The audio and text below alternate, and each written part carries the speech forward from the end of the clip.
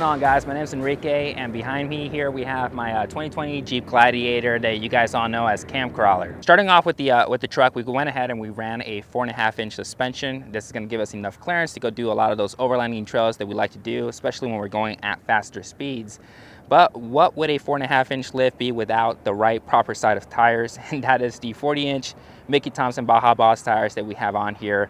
And inside these Mickey Thompsons, we have the Mayhem wheels, kind of making the whole thing look fairly good, fairly aggressive, and we absolutely love this pair when we're talking about our overlanding rigs on these Gladiators.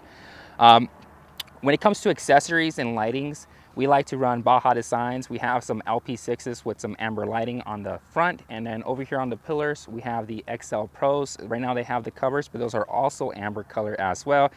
It's just amber tries to do a little bit better of, cutting the dust when we're driving out there in the desert when it's dark outside and you have all this dirt picking up. Amber seems to do a little bit better job than just regular bright lights.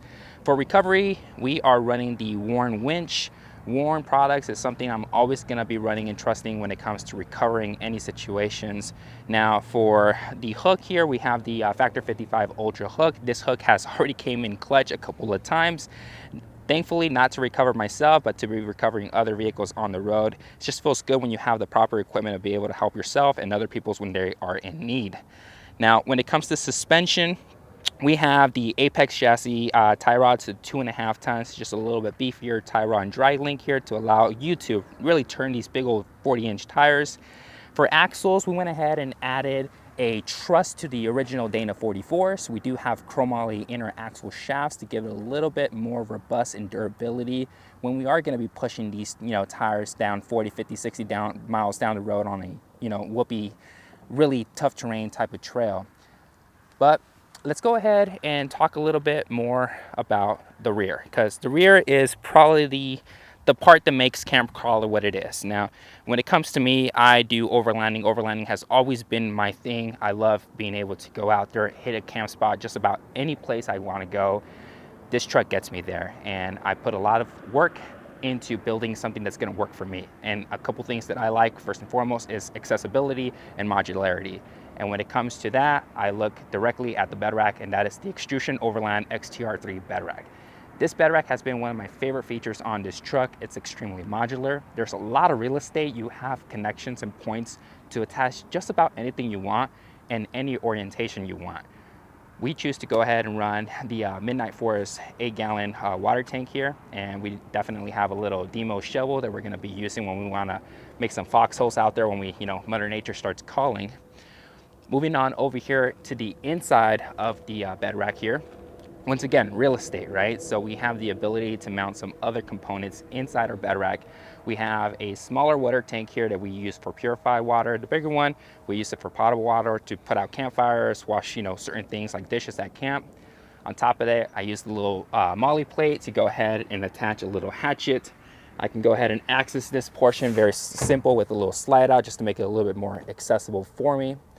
On the top is where we have our wood split and axe from Gerber here. That's a axe that I use for quite some time now.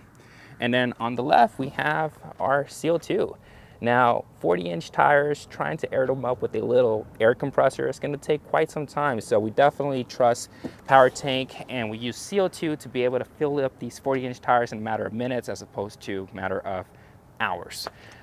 Now, one of the features on this bed rack that I have that I absolutely will continue to run, and I'm not getting rid of anytime soon, it's going to be the mounts from the mounting company. Now, I've had these mounts for about 2.5 years.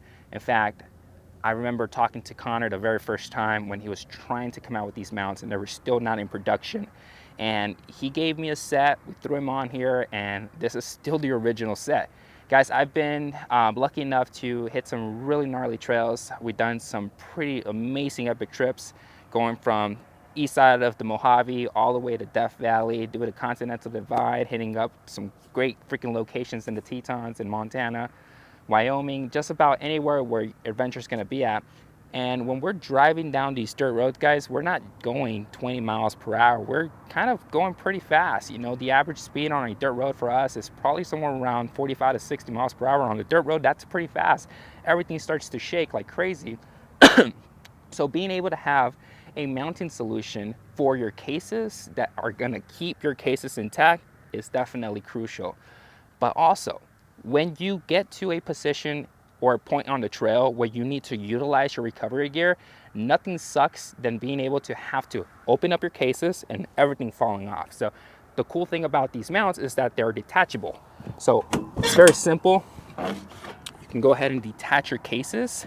You can go ahead, remove your recovery gear, and once you're done, remount it and you're back on the trail. So it's a really neat design, really neat idea, and it's something that I wish would have came out into the market years ago, because I would have been running it back then if they would. All right, guys, so if you guys want to look for me, you're going to find me on Instagram. Handle is going to be camp_crawler. Go ahead and shoot me a DM if you guys have any questions. Also, I tend to go to a lot of the overland expos, so if you guys happen to see me at a booth somewhere, please stop by, say hi. I'd love to talk to you guys.